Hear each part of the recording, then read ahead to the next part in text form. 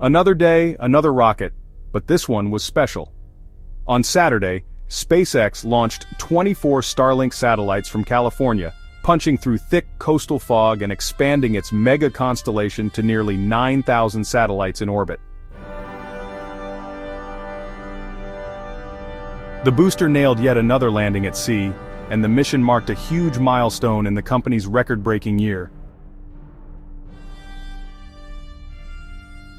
So what exactly happened? Why does it matter? And how big is Starlink getting? Let's break it down. Hit that subscribe button if you love staying up to date on spaceflight and technology.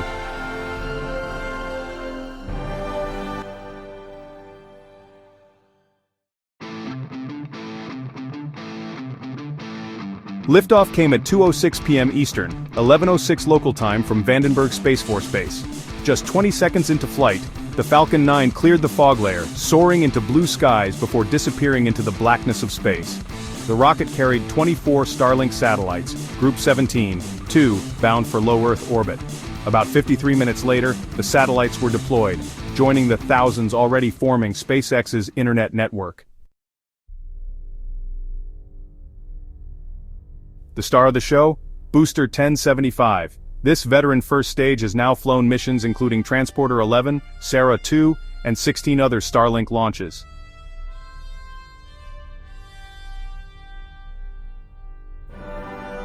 On Saturday, it completed its 20th mission, before sticking the landing on the drone ship Of Course I Still Love You stationed in the Pacific Ocean.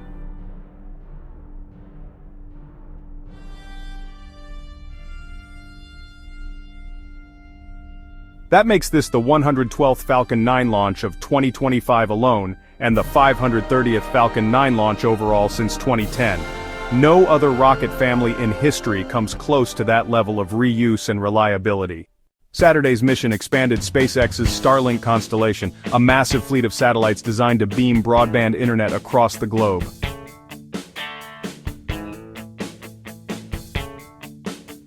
Right now, Starlink has close to 9,000 satellites in orbit.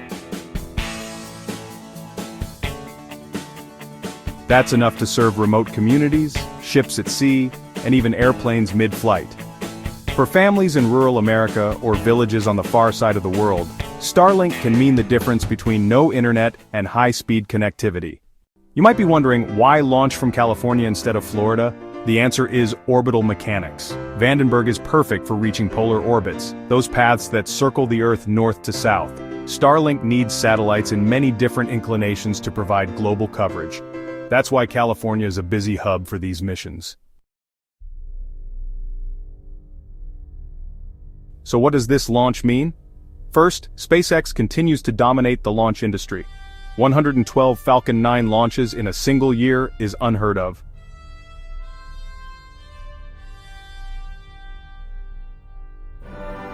Second, Starlink is becoming one of the largest tech infrastructures ever built.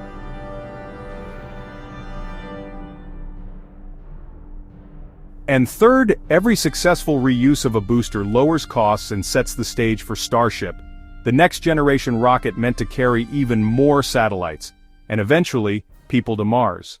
Of course, not everyone is thrilled. Astronomers worry about Starlink satellites streaking across telescope images.